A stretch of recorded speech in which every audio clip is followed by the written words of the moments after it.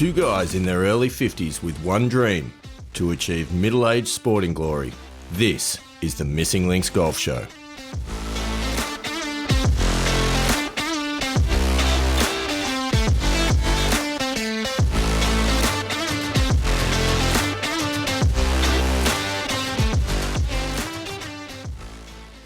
Andy Walker, welcome back for the 69th episode of the Missing Links Golf Show. It's great to have you back. I know you've been away for a couple of days, but welcome back. Good to see you again. Yeah, I mean, look, it would have been good to have been away one more day, but I'm sure we'll get into that. I feel like we might. Big episode for you tonight, Pilgrims. We've got to unpack all of the action that was the New South Wales Senior Amateur Championships up at the rolling fairways of Pacific Dunes and Nelson Bay Golf Clubs up in the Nelson Bay area of New South Wales. One of us competed, one of us didn't. So unfortunately, that means that the focus for this episode will fall squarely upon your performance, Andy Walker. Yes, I'm aware of that. Once again, it's all about you. Isn't it always? Just the way you like it. But before we get into that, I think given that this is now the first time that we're recording in March, we should probably go through the results of all of the February rounds for the Missing Links Golf Show Yearly Championship, Andy Walker, all the cards that the Pilgrims have sent in for round one of the Yearly Championship. What do you think? Okay. Yep, let's do it. So I do have a question for you before I go through the results. This is an important question. Now, it's the first month of the Yearly Championship, and I think there might be a little bit of confusion about some of the rules. So right. I want to clarify one or two things with you here, and that is, I mean, wow, I've been in a management role for a long, long time now, and I should never be surprised about the fact that no matter how clearly you think that you've communicated something, obviously people don't read it and can't quite wrap their head around things. I just want to sort of add something here in that you're actually sort of, have started this conversation actually thinking that I know the rules inside and out as well. It's not that hard. It's really not that hard. So the go is, okay, each month, if you're in the competition, you can play as many rounds as you want to. You can submit as many cards as you want to. We will only count your best, and that goes in to the competition, your best round for the month. You can submit, you can hold off if you want and just submit your best card at the end of the month. That's up to you, but I don't mind if you submit more.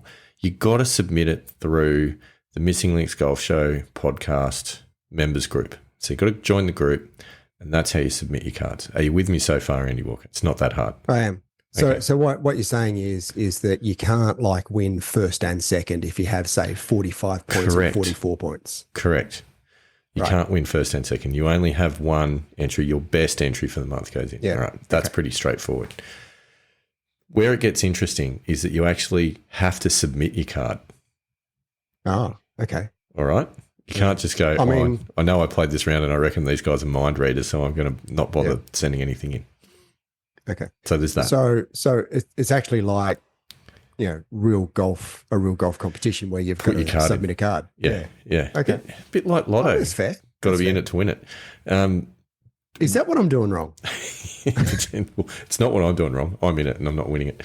The other thing with it, okay, here's the thing is, as is spelled out in the rules, which have been pinned on the top post on the Facebook group, you've got 48 hours from the end of the month to submit your card. So if you say it's February, for example, with 28 days, 28th of February rolls around, you play a round on the last day, you've got 48 hours from the end of that day. So basically the 2nd of March to submit your scorecard. That means... So it's not like, standard credit terms of 30 days end of month? No, because what we really would appreciate is having the time to actually sort through all of the entries so that we can allocate the points. That would be really good before we then jump on the microphones and do the wrap up. So are you with me so far? That's what you need to do. Yeah. Now, here's the kicker. if someone else has put a card in already that's higher than your score, that's okay. Still submit your card, because guess what? We're giving away yearly championship points up to 6th place. So even if you're not going to win, it's still worthwhile putting your card in, because you might find that you earn points to the yearly championship. And up to 6th, it goes like this: 10 for first, 7 points for second, 5 points for third, and then 3, 2, 1 for 4th, 5th, and 6th. Right. I don't think that's complicated. What happens if you've you've been in the group and you've actually counted 6 scores better than your best score? So just putting your score in, you're not going to get any points. It's up to you. I would still put it in, because it would demonstrate that I was participating in the competition, and you never know if there's a disqualification. Here's an interesting point. Is there anyone that's yet to participate in the competition? Yeah, there are a few. There are a few who are yet to participate. There's who may they be? Mick Patterson. Oh, Mick. What's going on, dude? Who we also added an addendum to the rules to enable simulator golf to count for the months when you can't. I mean, he came up with some very, very ordinary excuse about, I'm moving house and I'm moving from Canada to Australia, and all those sorts of things. Is he back in Australia again? He is. He's moved back to Australia. Seriously, what's the excuse, Mick? Come on, dude. What's the excuse? I think the moving house was the excuse. And not just house. I've moved house. But countries. We might go back to play some of those clips about you moving house in January and how you couldn't play any golf. So let's cut him some slack. There are a couple of other entrants into the yearly championship who did not register cards. I don't think now's the time to go through all of the list, because we don't need to call everyone out. So let's just say there are a few others. Yeah. But the point that I make is this, Andy Walker: there have been a couple of people who hitherto have not necessarily managed to abide by all of the rules. Got a couple of late cards come in, people that haven't quite wrapped their head around how to enter a card. Alex from New South Wales, I am squarely looking at you right now. It's a DQ, isn't it? I don't think so, because here's the drill. All right, and this is up for debate, but I think it's month 1 of the competition. People haven't necessarily warmed up to it yet. They don't know exactly what they need to do. I would like to cut people some slack. I thought you just said it wasn't that hard. It isn't. It seriously isn't. But I'm still a nice guy. So I would like to cut them some slack and allow the entries to come in this month. But this month only. I will not put up with this behaviour in the future. This month only. Right. What are your thoughts? Okay. So it's sort of like, a new employee that, you've got, and you just cut them a little bit of slack while they're going through training and, maybe the probationary period. But after that, you expect that they can do their job and, Pretty much. Yeah. Okay. Yeah, you're okay. I mean, with it's not how I'd approach it, but how would you approach it? Oh, DQ. Zero tolerance off the bat. If you can't follow the rules, you can't follow the rules. Trust me, I thought about it, but I think, look, we love the Pilgrims. We want to encourage the Pilgrims. We don't want to go too hard on the Pilgrims. And I think for this month and this month only, cut you a little bit of slack. So all cards that are in are in, I think. Even though I did have to go searching for one or two because you didn't submit it. But I found it. Alex from New South Wales. I'm looking squarely in your direction right now. Again. One other thing I would say is submit your whole card. Don't just give us the score, because if you're tied on points with somebody else, we need the two nines for the count back. And what I have done, because I'm firm, fair but firm, if you haven't given me your whole card and I only know the total, if there's a count back situation, well, you lose. I don't care what the situation is. You drop down. And that's fair enough. So, because I can't hold your hand and do everything for you. Alex from New South Wales, again, looking at you. Wow, a couple of the Pilgrims are really copping it tonight, aren't they? Well, one Pilgrim is copping it repeatedly. Mick, I had your back, brother, don't you worry. And Ted from Mollymook, I've had your back as well, so don't you worry. So that's where we are at this point in time. Would you like to know how the scores panned out? Well, I think I know who the winner is. I mean, there was a pretty clear winner, I think, wasn't there? There was, and clearly that prevented one or two other people from bothering to put a card in, which may come to haunt them at some point. So I'm going to start from 6th place because that is where the points kick in. Yep. So in 6th place on 34 points, Ooh. and I will say this, losing a 3-way count back because he did not actually put a card in, but I only have the total number of points. So falling into 6th place, therefore winning 1 point for the yearly championship is Alex from New South Wales. Well done, Alex. So here's the thing, because I know I put a card in for 33 points. Yeah. So given that Alex from New South Wales has put his card in late, not followed the rules, and you've given him some latitude, it's cost me points. Yeah, and that's why I wanted to have that conversation before I actually read out the results. Sorry, Andy. Now I know next month, Alex from New South Wales. Zero latitude.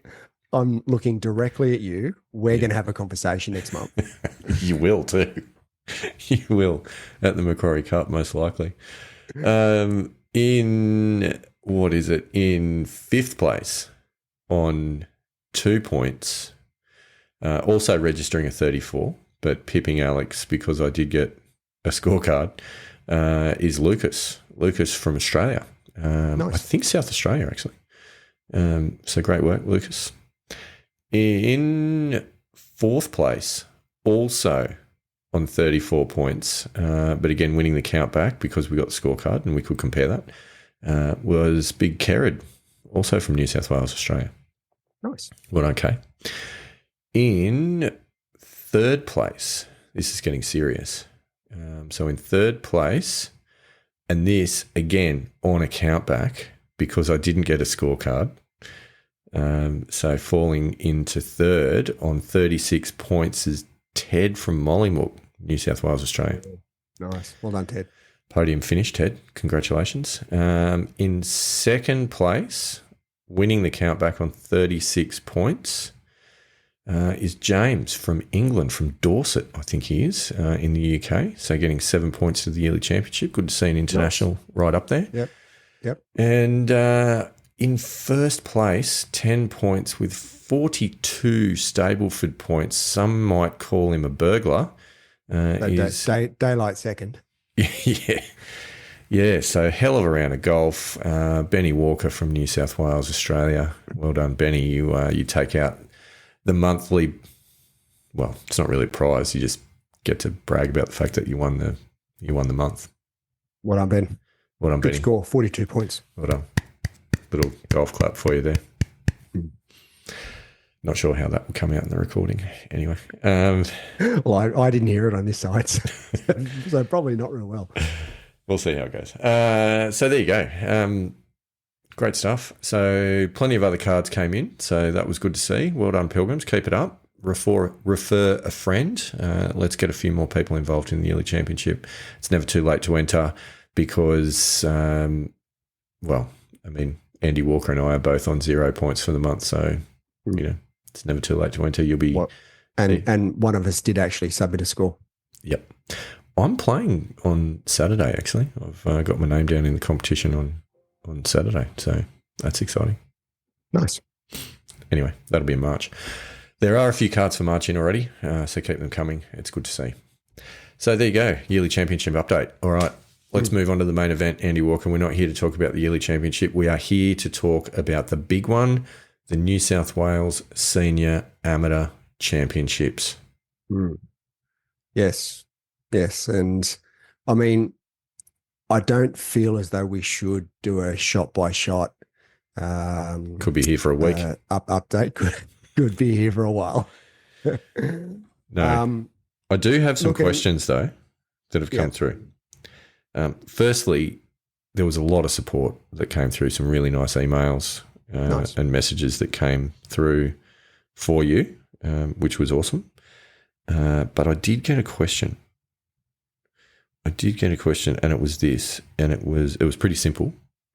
It said, "Can't wait to hear about Andy's 10 in the first round." Yep.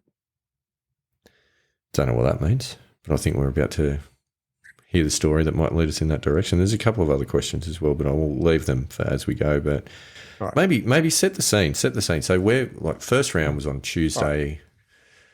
On Tuesday, yeah, so where were you playing? What was your tee time? Like all that sort of good stuff. All right. So first round, tee time 7 a.m. I was actually first off the 10th at Pacific Dunes. Now, as we did have accommodation booked when you had entered, but given the ballot didn't fall in your favour, not even close either. Let's be honest. We decided to can the accommodation because I only live about an hour from Pac Dunes. So I thought, well, no point in me just going up there and sort of being in the accommodation by myself. So I just stayed home, slept in my own bed, and thought that would be a better way of going about it. 7 a.m. tee time. I had a 4:30 alarm set, so pretty early alarm. But that was fine. I've done that many times and earlier before. As a young bloke, I used to set the alarm for about 3 o'clock and get up, drive from Ulladulla to Sydney, play 36 holes, and then drive home again. Yeah, but that was, I think we've established that you're not a young bloke anymore. No, I did read a couple of years ago that the World Health Organization they changed the definition of youthful up to 60. Hang on a minute. So technically, according to the World Health Organization, we are still youthful. Does this mean that we need to change our intro again? We can't say middle-aged sporting glory. Two youthful blokes. That is a youthful piece of information. Yeah. So 4:30 alarm. I was out the door at 5. Got to Pac Dunes pretty much right on 6. I was first there. I actually got there before the representative for the New South Wales Golf Association. Come on, Emmanuel. We're still dark when I started pulling the clubs out of the car, and the weather forecast wasn't great, but I sort of looked around and it didn't. Certainly there wasn't as many clouds in the sky as what I thought. Had a pretty good warm up, and look, I felt pretty good when I jumped on the 10th tee at 7 o'clock. So first few holes were pretty good. I started off par. Hit some pretty good shots. And was feeling pretty good. I need to jump in here because you wouldn't know this. I was following your progress and I had the leaderboard up, and after one hole, you were leading. You were on even. There were two players that had scores in, and old mate behind you was on +1 as you were even. So I did screenshot that and pop that on the Facebook page with a bit of. See, interestingly, I had on the way home, I had a conversation with Scotty Fisher. Yeah, and he says to me, "Oh, so you're leading the New South Wales Senior Amateur?" I'm like, "No, I'm not." After one hole being the first group, that's all. That explains it. Oh, good one. Yeah, good one. There you go. Yeah, that was my brief stint as leading the. Well, I'm actually feel a bit better. At one point you were leading. I led the New South Wales Senior Amateur. That's good. And I'll send you the photo because I've got the leaderboard. Nice. That's good. Nice. So I was still even after 3, feeling reasonably good. However, on 4, I hit an appallingly bad drive. It was left. Going further left, got a bit lucky in that it was going into the deep trouble, and got a bit lucky. Hit a tree, came back out into the left rough. So I actually did have a sort of bit of a ordinary lie, but I was able to get a 4-iron on it and just get it down the fairway a little bit. So I had about 70 meters to the pin. I was in the right rough, and I thought, okay, well, I know what this distance is. One of the distances I've been practicing in the high performance center, and I played what I thought was absolutely perfect 54 degree for that distance. However, coming from the rough, being a bit early in the morning, a bit of dew, came out with absolutely zero spin, airmailed the green into the hazard over the back of the green. That's disappointing. So I got down there and took a drop. Actually took a drop probably would have been less than a meter from the off the green. It was just in the green fringe. So I was able to two putted down for par. So I took double, was 2 over through 4.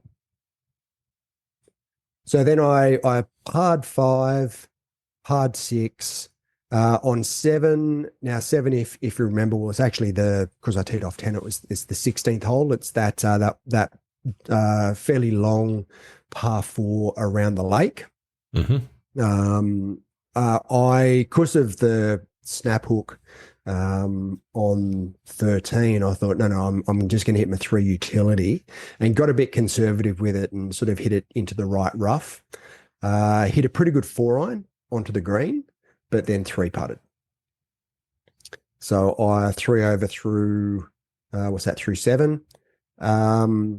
On 8, or the 17th hole, par 3, long par 3, was 167 meters, but it was into the wind. So I hit quite a good 4-iron to probably 18 feet. Nice. And 3 putted again. Oh, no. So I'd sort of lost a little bit of confidence with my green speed with the putter, because the putt on the previous hole I'd knocked about 12 feet past, and this one I probably left about 8 feet short. So just green speed. Now the greens weren't quick. I didn't feel they were inconsistent. I was just struggling with the speed. And even early in the round, I'd sort of my speed wasn't really on point. So I thought 18 par 5, I can get a shot back here, because I have hit that green for 2 when I've been playing it before. So I took driver out and just snap hooked it into the bush. Oops. Yeah. Found it, but could only pitch out sideways, took bogey from there. So I turned 5 over. And not a disaster. And to be honest with you, I felt like that was worse than what I was playing. Yeah. Okay. 5 over. We can live with 5 over after 9. Yeah. Yeah. String together a good back 9 and, keep it in single digits, and you're still in the game. Yeah. So anyway, I made a pretty solid par at 10, made a pretty solid par at 11. Now, these 2 holes, I just took my 3 utility off the tee just to get the ball into play. On 12, I hit a bit of an ordinary 3 utility, and I was blocked out from the green. I could only sort of punch a 7-iron to the front of the green, chipped up to probably about 6 feet, and just hit a really poor putt. Pushed it right, never really even looked like going in. But even still, 6 over. Pack Dunes was, pretty difficult golf course. Thought, you know what, I'm not in a bad position. If I can finish, if I can break 80, things are still pretty good. Not that I didn't really think that, but I sort of, you're aware of those sorts of things. Yeah. Now it is a par 71. So even if I shot 8 over, that still would have broken 80. Then we come to my 13th hole, which is the 4th hole. And at this point in time, the clouds came over, started showering. Never good. Got the rain gear out, put the umbrella up. And my pre-shot routine, and this is fairly normal for what I do, my pre-shot routine in the rain is a little bit modified, because I'm sort of protecting the grips of my clubs. I'm not wanting to get too wet. So I sort of did, my normal modified pre-shot routine. and I hit a drive down the right-hand side of the fairway, and I just saw it go into the scrub, and I thought, no, that should be okay. The guys I was playing with said, "Oh, you probably should just hit a provisional just to make sure." And I went, "All right, I'll hit a provisional." Hit a really poor provisional, like 30 yards right of where that shot, where my first drive went, and like that was, where the elephants go to die. Like there was no way I was finding that ball. So I thought, all right, well, I'm going to hit a third provisional, and hit a third provisional, smoked it down the middle of the fairway. So we got down there, and I thought, I'm going to find the first ball, no problem at all. It only just was in the tree line. I reckon I'll find that pretty easily. Couldn't find it. Mm. Couldn't find my second provisional. No, your first provisional, your second ball. Oh yeah, my second ball. So my first provisional, couldn't find that. Second provisional, obviously in the middle of the fairway. I've hit my second provisional into a fairway bunker, which was sort of 60 meters from the green with quite a high lip. And I just sort of caught a bit of sand before the ball, and probably got about halfway there. Pitched onto the green, 2-putted for an easy 10. Oof. So Ouch. I probably hit one rank shot in that my first provisional, because even my drive, I didn't feel as though my first drive was that bad. If we were playing just about any other golf course, it would have been, in the right rough, if not just in the tree line. This is always the risk with places like Pacific Dunes. Bit but like it's Pacific Coimbra. Dunes, man. Yeah. And it is. If you're just, offline, you're dead. Yeah. Yeah. There's no room for error, like zero room for error. So yeah, I sort of walked off a little bit shell shocked, to be honest with you, because I've just gone from 6 over thinking I'm still okay. And knowing that most people would struggle at Pacific Dunes, it's a tough golf course, to being 11 over. And just going, this is not good. So what did you do? Did you throw the toys out of the pram? No. Drop your bundle, eject out of the round at this point? Was that the strategy? No. So I wanted to keep going. I wanted to, because I obviously being 36 holes, I thought, okay, well, if I can have a good day tomorrow, if I can finish strong, have a good day tomorrow, there is still a chance that I'll make the cut. So par 3 was my 14th hole. I hit a 5-iron in, and a fairly poor 5-iron, I have to admit, probably about 45 feet from the flag. Absolutely belted my putt. I felt like I'd almost cocked my wrists with the putt. It was I hit it so hard. With a broomy as well. That's a good effort. With the broomy. Came up about 4 feet short, and again hit a pretty poor putt. Just pulled it straight left, missed it, three putted. So walked to the 15th. I was still okay. I was still I was disappointed, but I wasn't in a bad mindset. Pulled out my driver again, and again I hit a pull hook into a tree that was maybe 120, 130 meters off the tee. It hit the tree really, really hard and just disappeared. There were even spotters down on the fairway, and they had no idea where it was. Just completely no idea where it went. That's not ideal. Not ideal. So then I made par with my second ball. Got to, what's that? What was I, 12, 14 over? Yeah, it's another double. Yep. Another double. So then I thought, okay, well, drive's not working. I'm going to pull my 3 utility out. And I just made a really poor swing with the 3 utility. And it sort of started down the left-hand side of the fairway, turning over. There was a spotter down there, and he sort of signaled that it went into the bush. So I pulled out a second ball, more a provisional, and hit it probably 30 meters right of the fairway into the scrub. Oh, man. So then I've pulled out a second provisional and hit it down the right side of the fairway. Fortunately, when we got down there, it was my tee shot was just in the scrub, but it wasn't in a great spot. I felt as though all I could do is really just get it out in the fairway. Mm.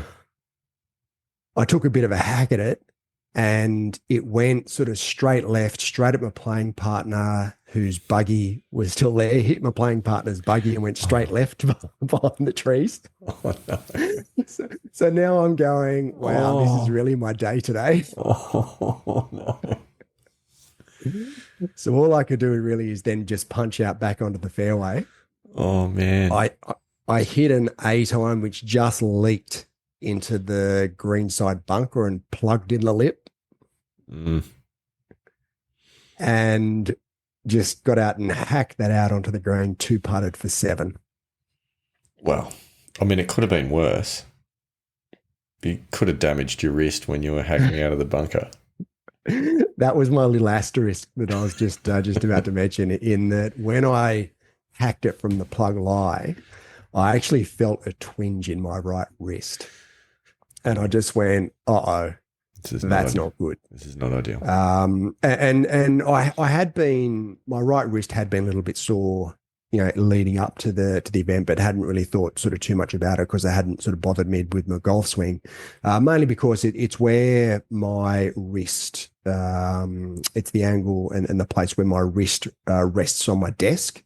So just through overuse, I guess, it had been getting a little bit sore. But I actually felt a twinge with this bunker shot, and like plug bunker, shots in the lip. Yeah. I just tried to hit it as hard as I could to get it out.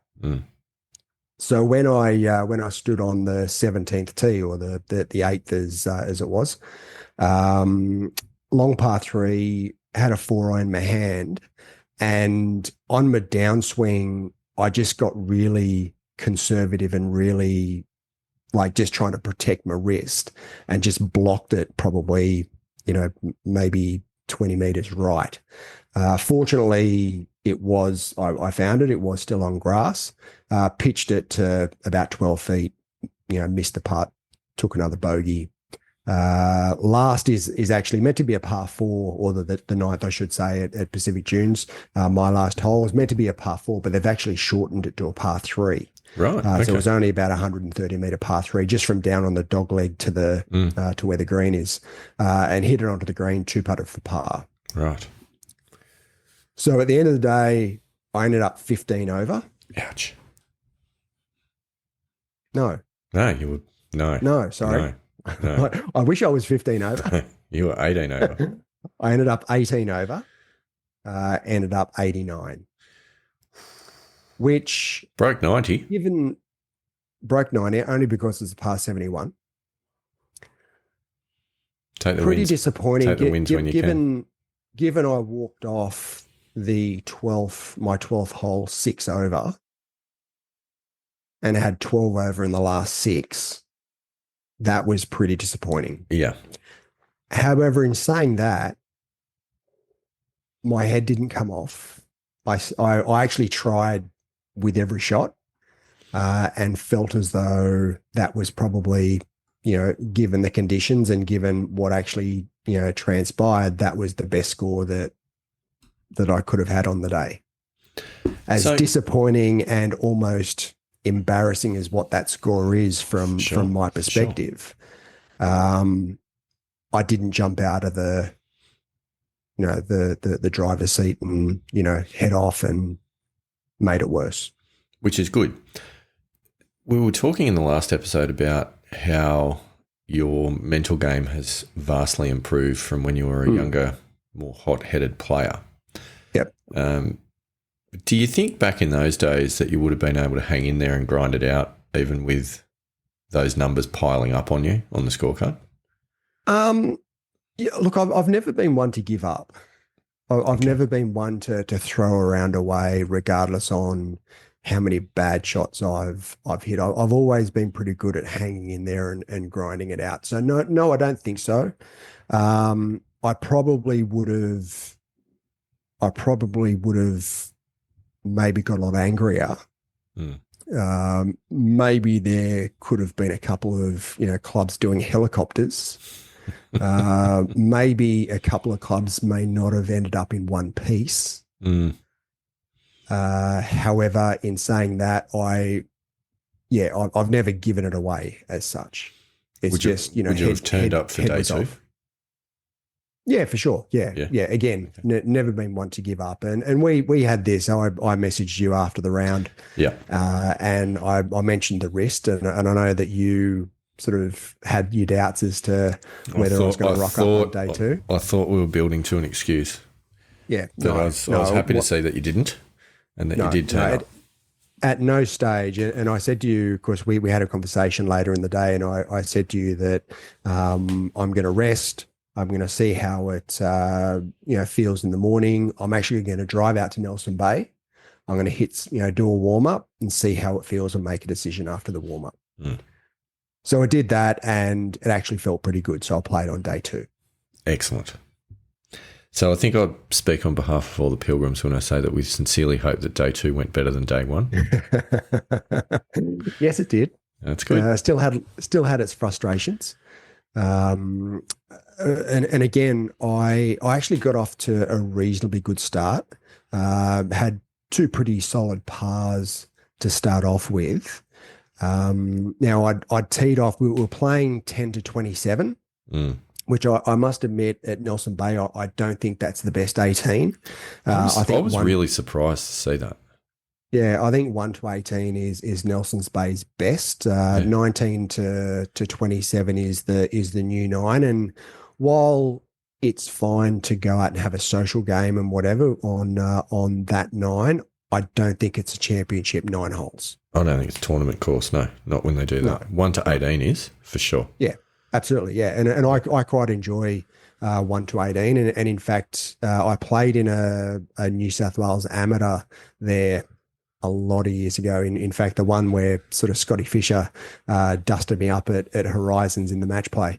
But one of the qualifying rounds was at Nelson Bay, and we played 1 to 18, and I really enjoyed it. Like it was a really good nick, and it was deserving of its spot as a qualifying round for the New South Wales Amateur Championship. So I'm not quite sure why they decided to include 19 to 27, but that was the decision that was made, and you got to, everyone was the same. Everyone played the same course. So you got to, I guess, abide by those decisions.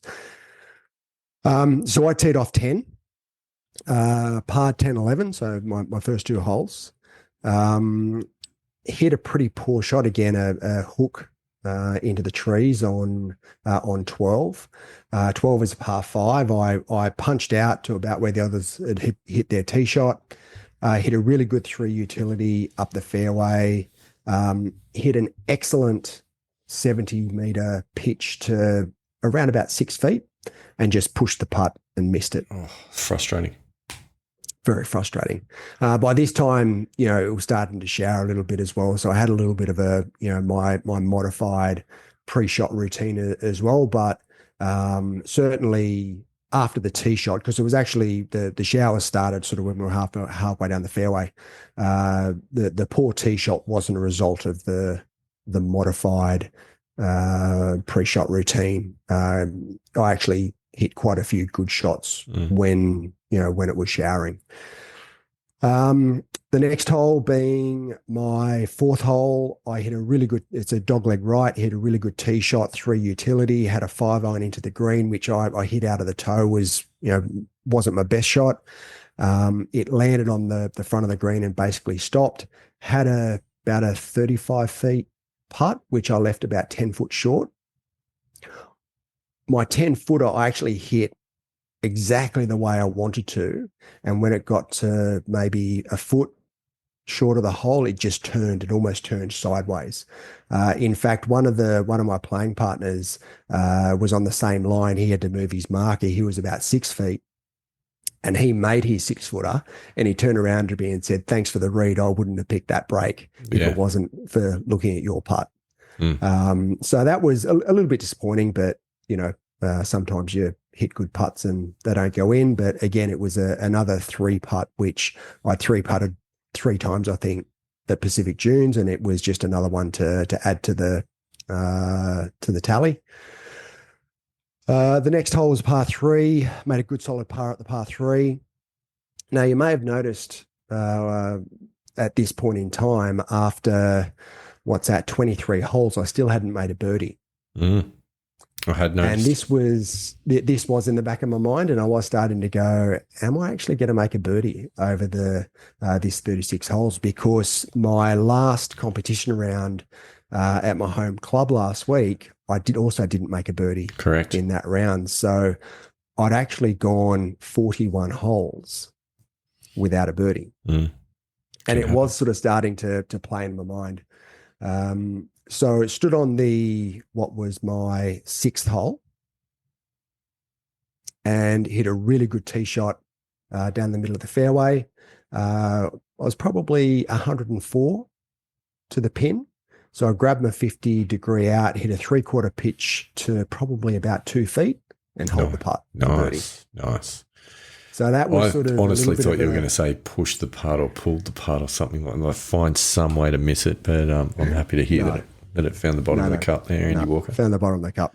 So that was quite good. I a bit of a monkey off my back end that I'd made my first birdie. Nice. My 7th hole, again, hit a really good 3 utility. So something I didn't mention, I did actually, as I was making my way to Nelson Bay that morning, I thought, I'm only going to hit my 3 utility off the tee. I'm not going to touch my driver, not going to touch my 4 fairway. I said, and I thought potentially the 18th hole, which is a par 5, and then the 27th hole, which would be my last hole, which is a par 5, they're the only holes that I will consider taking a driver on. Yep. Right. And that would have been dependent on how I was hitting it through the round. So on 7, took my 3 utility and absolutely striped it down the middle of the fairway. 6-iron in, and I hit one of those shots that my playing partners looked at the shot. And you know how, you hit a good shot, and people go, oh, yeah, good shot. And then you hit one of those shots where people go, oh, shot. That's a golf shot, yeah. Yeah. That's what they both did it. It was probably my best swing in the 36 holes. It came off straight off the middle of the club. Started at the flag, started to draw, but we had a left to right wind, and the wind sort of held it up against the flag, and it sort of landed maybe 10 feet short of the flag and basically just stopped.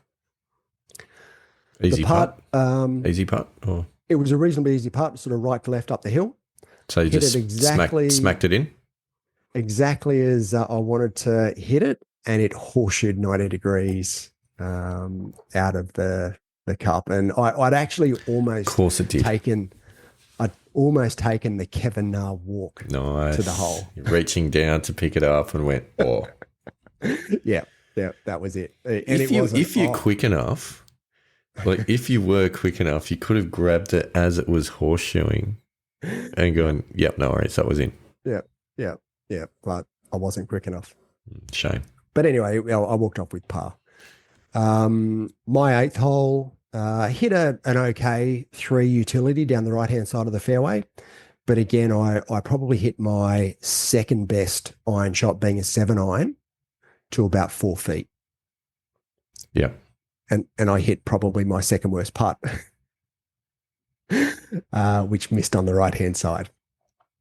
So that was pretty disappointing as well, because I thought, okay, well, potentially, back to even par. I'd made 2 bogeys, and if I'd sort of, would have been 2 birdies in 3 holes, could have been back to even par after 8. But even still, I was 1 over through 8. So given my previous day, I thought, okay, well, this is going okay. On 18, decided to pull out the driver because I was hitting my 3 utility pretty well. And after I hit it, I instantly regretted hitting my driver because it went straight into the tree line. Fortunately, it did hit the tree and bounce back out into the fairway. I had around about 217 meters into the into the green. So it was a pretty short par 5, of which, again, my 3 utility, I pushed it out to the right. Now there's a hazard out to the right of the 18th green. It's hit the cart path, bounced over the hazard, and onto sort of the rough area over the back of the green. Now not what you need. No, the lie wasn't great, and I hit a pretty order. It wasn't. I was on an upslope, pretty severe upslope, and didn't hit a great pitch. It pitched it over the green, and then chipped back onto the green, missed the putt, and ended up with a bogey for a 2 over 38. Oh, that's pretty good. First 9 holes. That's pretty good. So I wasn't too disappointed with it. However, as we walked off the 9th, the 18th green, the rain started rolling in. Yeah, right. And it got pretty heavy. I hate the rain. I don't mind wind, but I hate the rain. Yeah, yeah. And I must admit, I didn't play my best golf in the rain. My ball striking sort of started to go out the door. And after making bogey on my 9th hole, I then proceeded to make 5 bogeys in a row. Oh, man. Which I got really frustrated, I have to admit. That's a surprise. And my self-talk actually started to go downhill pretty quickly. And I'd been pretty good up until that point, but I started to get really down on myself at that point in time. And look, head didn't come off. I didn't actually get angry as such to a point where, I wanted to throw a club or didn't think about my next shot. By the time I was standing over my next shot, I was back, in a relatively good frame of mind, but just that one after the other. And I just couldn't get off the bogey train. It just got really frustrating. And by the time we got around to the 14th hole and I made bogey at 14, I just like, you know what, this is just so frustrating. It's fine margins too. Yeah. Yeah. So then I made par at 15, got off the train, made par at 16, made an extremely frustrating bogey at 17. Which I wanted to par the last 4 holes because that means I would have broken 80. Right. So then after the bogey at 17, 18's a relatively short par 5. So I thought, I've had enough of this. Pulled out my driver and I just tried to hit it as hard as I possibly could. Which is it's always a good plan. That was probably my only shot where I didn't stick to my plan. I just went, you know what, I've had enough of this. I was so frustrated. I just wanted to belt the absolute, out of the ball, and, got my just desserts because it ended up going about 30 meters into the tree line and I had to pitch back out onto the fairway, but I still made par from there. I hit my 3rd shot down probably 50 meters short of the green and hit a really good pitch to around about 8 feet and hold the putt for par. Nice. So finished with an 80. Finished with an 80, which was 8 over. So 26 over altogether? 26. Yeah. Cut line was 20 over. Oh. So I missed by 6. Oh, that's the 10. That's the 10 on day 1. And I must admit, having been on 2 for, quite a while, the frustration that I feel that 20 over was the cut line and I still couldn't make it. Yeah. Imagine if you knew that, right, before you teed off on the first hole on day 1, that all you had to do was shoot 20 over for 2 days. Would you have played it any differently, I wonder? I don't think so. Yeah. I probably would have done if I'd known just how poorly my driver was going to continue to be. Oh, just leave it at home. I would have just hit my 3 utility, as I did the vast majority of the time at Nelson Bay. I mean, there were 2 holes where I hit driver, which was my 9th hole and my 18th hole. If I had have hit my 3 utility on the my 13th hole, but the 4th hole at Pacific Dunes, and 2 holes later on the 6th hole, which was my 15th, yeah, things may have been a little bit different. But in saying that, the next hole, the 7th hole of Pacific Dunes, I hit my 3 utility into the bush anyway, so maybe it would have been it can happen. I mean, look, there's so many what ifs and wherefores and all the rest of it that you could go throughout the round, but I don't think it's overly helpful. But no, what I think is worthwhile though is just unpacking a little bit like that. It's disappointing, obviously. It's not the outcome that anyone was, or any of us, either of us or any of the pilgrims were hoping for. No, well, and I felt pretty gutted after both rounds. I have to admit, like it's not a great feeling having certain expectations, and coming off the course with, especially with an 89. I can deal with an 80. I'm going to shoot 80 at different points in time. I know that, especially in championship conditions. Right, but 89, I mean that to me, that's unacceptable. From my perspective, I know I had something similar at Glenmore last year, but there were mitigating circumstances at Glenmore. That was an horrific day. At Pac Dunes, I didn't think the course was that hard. Right. I mean, yes, it's tough because there's no room for error, but I didn't think it played that long. And I certainly don't think it played 89 hard. Yeah, I mean, the thing, Pacific Dunes is not a long course, so you probably don't need driver a lot of the time. And I think Smiley was the name of the guy, was it, that shot 5 under on day one there, who's a member of Pacific Dunes. And I think, I was reading an article earlier today. I think he only hit driver twice or something like that during his entire round. So and sort of like Coinda Waters, right?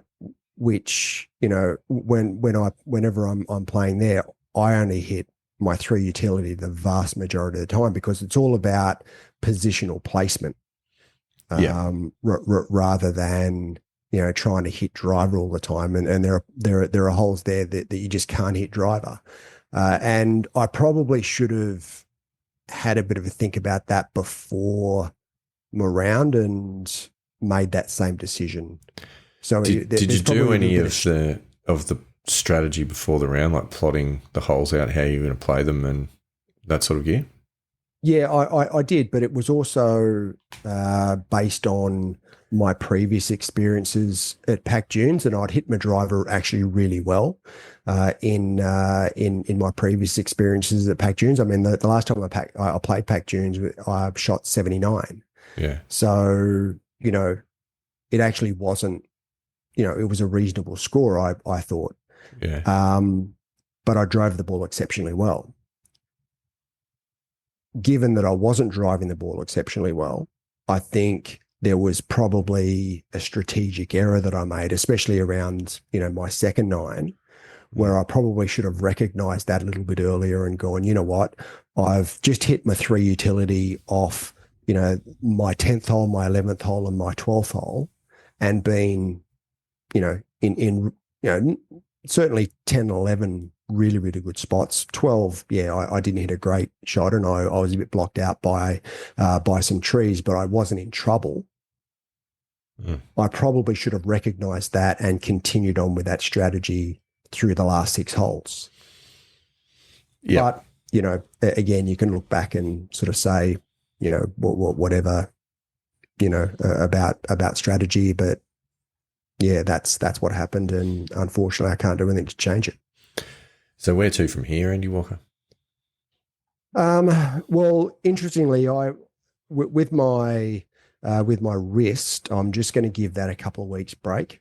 Well, at least a week. I don't know about 2 weeks, but at least a week. I've got a wrist brace on it at the moment. I started work again today, did a little bit of work that needed to be done, and the wrist brace actually feels quite good. So it's pretty stable, and my wrist actually feels better than what it did yesterday. It was a little bit sore after the round yesterday, and so I went just down to the local pharmacy and bought a wrist brace, which is really good. So I'm going to continue to wear that, have a bit of a break for the next couple of weeks, and then just get back into the high performance center and start sort of doing some work on my game, because I still feel as though my game isn't in that bad a spot. I mean, I hit a lot of really, really good shots. I hit a lot of quality shots. The problem is that, these things I've been working on, and I had a really good chat to Scotty Fisher actually yesterday. We had a bit of a debrief after the 36 holes. And one of the things that he said is that, given you've hit so many quality golf shots throughout the 36 holes, that means you're not far away. You've just got to, just get over that sort of, little plateau. And it's mainly, my driver and 4 fairway that are the problem. And I feel as though with my shorter and mid irons that I feel certainly on the downswing, getting into that slot so I can get the club, through on a pretty good plane. But with my driver and 3-wood, even my good shots, I still feel that over the top and just trying to save it with my hands through impact. Yeah, that's interesting. And that's something that Scott and I spoke about, because he said that throughout his career, he was exactly the same. He that's what he fought, that over the top. And he said a lot of it was because his upper body strength was a lot more than what his lower body strength was. So his upper body always tried to take over from his lower body. And as you know, if you start off with your upper body, you're going to throw the club out. Yeah. For sure. Exactly. So there are a couple of things that we talked about. One interesting thing I'm working on in the high performance center is my lead shoulder. And I noticed this a little while ago. My lead shoulder on the downswing, the first movement that it was making was away from the ball. So it was twisting away from the ball rather than moving towards the target. So one of the things I've been working on is the first move with my lead shoulder is towards the target. And Scotty said, well, why don't you include your hips in that as well? Because as we've talked about before, proper sequencing starts with your hips, goes from hips to your shoulders to arms to your hands.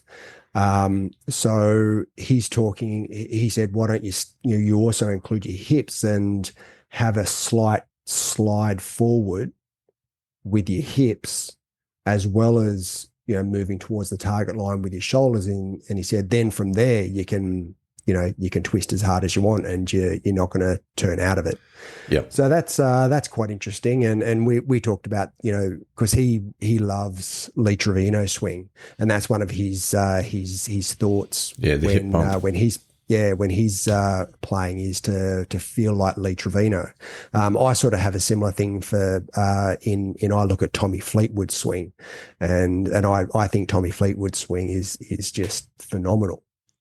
So it's those, I guess, those swing thoughts, those swing feels that I just need to get all through my game, especially into my driver and 4 fairway.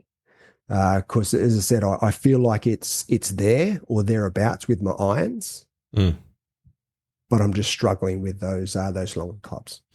There are a few drills that float around that hip movement, essentially putting an alignment rod in the ground just in front of your front foot, sticking straight up, so that as you start the downswing, I think some people use a golf umbrella as well if they don't use an alignment rod, but as you start the downswing, you want to just sort of bump that with the hip before the rotation starts from the upper body. So it might be something there.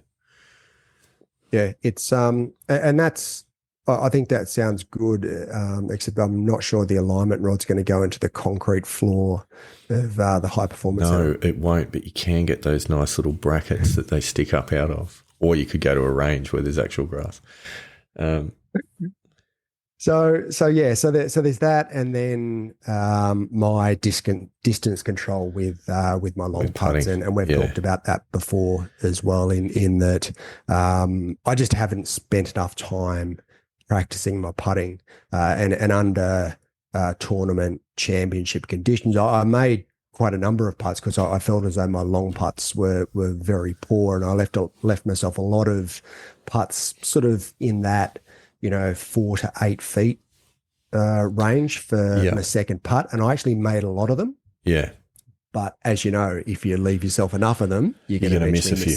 You're going to miss a few. Yeah. And you just can't afford to put yourself under that pressure all the time in a round of golf. Exactly. So I don't feel as though my short putts are in that bad a place. It's my distance control that I feel as though is the key and something I really need to work on.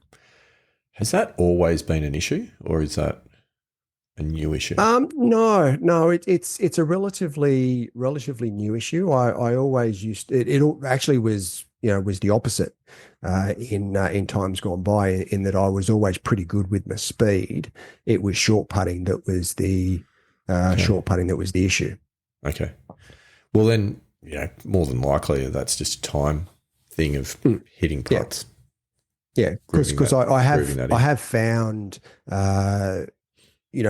through last year when I was doing a fair bit of practice, that the longer putts, I started to get some reasonably good distance control with, and my putting, the strokes gained data with my putting actually improved dramatically to be one of the stronger points of my game. So I feel as though, again, that's not going to take a huge amount of time and effort to make some decent improvements in that area. Could also be a little bit mental.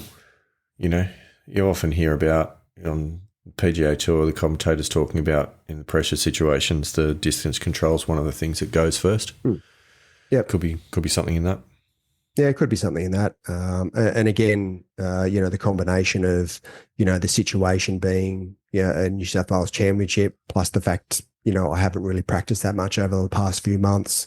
And then, all of a sudden, a couple of putts, you distance control, you struggle on a couple of putts and you lose confidence. A combination of those things, and all of a sudden you're struggling for just about the whole round. So, there is that for sure. Very interesting. So, I suppose the next week off, relax, recuperate, give the wrist a chance to repair a little bit. Got a bit of goal setting and strategy that I want to do over the next week to 2 weeks. I feel as though I just need to go back and have a look at some of my goals, have a look at some of the frameworks that I'm using. And scheduling that I have, and just try and just make better use of my time. Look, I think that's healthy. And when I look back on the New South Wales Country Championships last November, one of the first things that we did after that was have that reset episode where we kind of took a step back and digested what had taken place and actually just sort of reset some goals and some strategies to get through the summer. And obviously the focus was this event for both of us at that point in time. Didn't work out. But at the moment, there's still a couple of other events that are on the horizon. We've got, what are we, a month or month and a half away from the Macquarie Cup in Dubbo. Yep. That's one to look at, which is at Easter. We've then got the Dundry League Seniors potentially in May. First week of May, yep. See how that pans out. That might be one to play. There is, which I know you've talked about, probably not putting your hand up for. I don't know yet if I'm going to put my hand up for it, but I would say that I'd probably struggle to get in the field anyway with only 100 players in the field for the New South Wales Mid-Amateur in Tamworth. Yep. But we'll see how we go. I might throw my hat in the ring on that. I might not. I'm not sure yet, depending on how scores go over the next I've got few the weeks. Camden Seniors at the end of May. I'm going to go and play in that again. And then, I mean, June, July is probably a little bit light on when it comes to It's the middle of winter as well, so that's fine. Yeah, we've got sort of my kids have got their longer school holidays through July anyway, so we'll probably go away at some stage through those school holidays. But then it sort of ramps up again, sort of mid-August, and September, October, November. There's a lot of events that I've got my eye on through those months. So I think it's a really good time for me just to reset again. Given what's transpired over the past few months, actually, given we've moved house and got a lot of stuff still going on with that. I just feel as though I just need to just go back and have a look at what I'm doing, because I feel as though what we talked about after the country championships sort of was thrown into a bit of a chaos with buying a house and moving and doing all that sort of stuff. For sure, and it's all true. So I think it's the right strategy just to kind of take stock for a little bit and kind of see how things pan out. I wouldn't put too much pressure on it, and give it a week, see how you feel. And Pilgrims, if you've got any feedback, any suggestions, any thoughts for Andy Walker, feel free to share. I know that there was some feedback which we shared. Alex from New South Wales was quite vocal on the fact that you probably should have done better at Pacific Dunes, but I didn't see Alex out there in the field either. So Well, I mean, at the end of the day, you can only do your best. That's exactly right. And at least you got the chance to give it a crack. So I think that's something to be proud of. Not every day that you get to play in a state level tournament. So, well done for getting in there and giving it a go. Onwards and upwards. We're stronger for the experience, I hope. And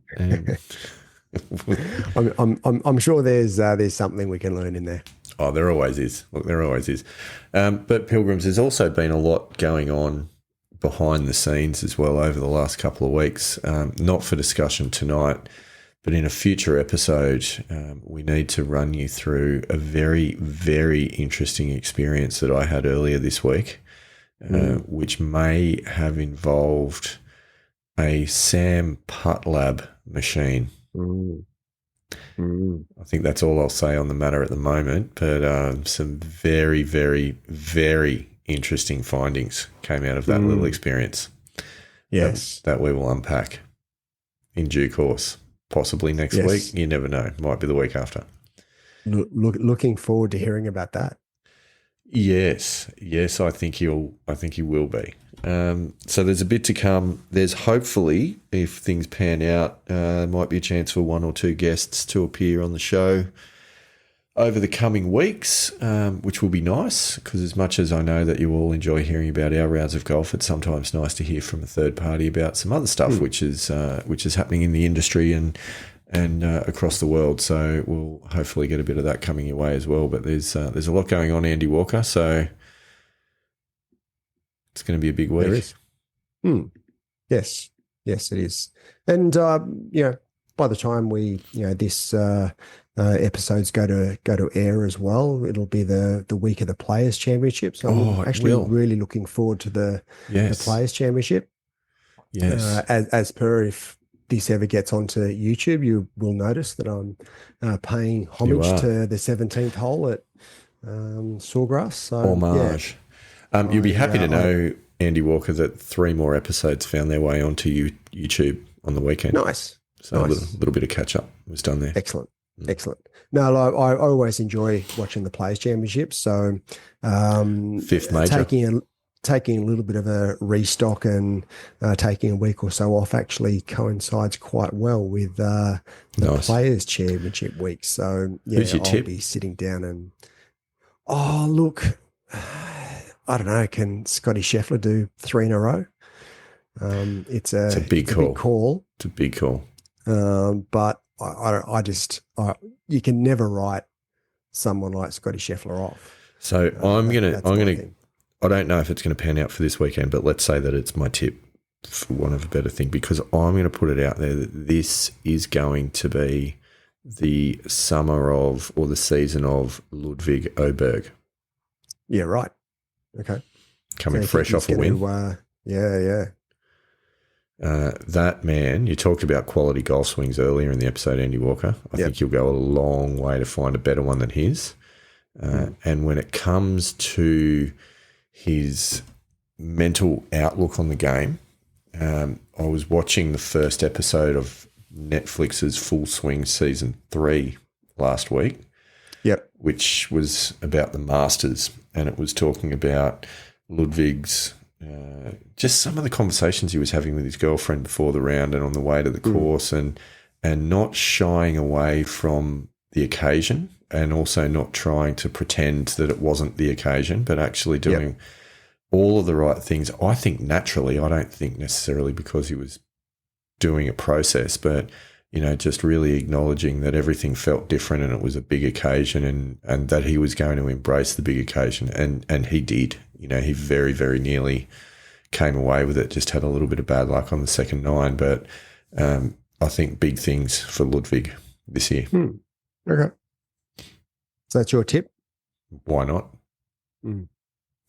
Okay. Well, look, I'll stick with 3 in a row. I reckon Scotty Scheffler might get up there, and you're really putting yourself out there on that one, aren't you? Yep, so, I am. Yeah. Well, anyway. Has anyone won 3 Players Championships in a row? I am not sure. I don't think so. I'm not sure. There's a little project to research. Yeah. Before the weekend. So, all right, but looking forward to sitting down and watching it. It'll be a good week. Absolutely. All right, Andy Walker. Well, I think that's us for another episode. Well done. Wish the result was better, but nevertheless, you got out there, you put yourself out there on the line. And that, look, to be perfectly honest, is no small thing, because you know that everyone's looking at those scores as well. So, to put yourself out there on that, and then to have a disappointing outcome, and then be forced, 24 hours later to come live onto the microphones and bare your soul about everything that went on. That's a big effort. So good on you. Yeah, look, I mean, it's not. I mean, I've always been a bit of an open book. I've never shied away from, what reality is and where things are at. So yeah, happy to. I'm actually still really excited about this year and what we can do this year, and looking forward to the Macquarie Cup, and I'm looking forward to seeing how this year plays out. I think it'll be a good year. Yep, there's some much better performances in store. That is not going to be the best tournament performance you put together in 2025. I hope not. I hope not. All right. On that note, Andy Walker, what is there left to do? Only one thing left to do. Do the same thing each week. That is rock out, Pilgrims. Done.